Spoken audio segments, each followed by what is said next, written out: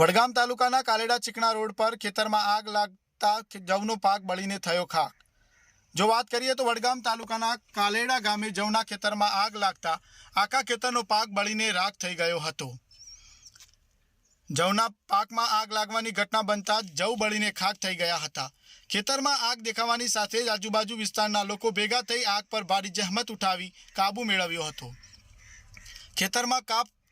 ખેતરમાં પાક કાપવા માટે આવેલા મજૂરોએ એક ભાગમાં ચાનો ચૂલો લગાવ્યો હોય અને તણખો ખેતરમાં પડ્યો હોવાથી આગનો બનાવ સર્જાયો હોય તેવી લોકમુખ્ય ચર્ચા થઈ રહી છે।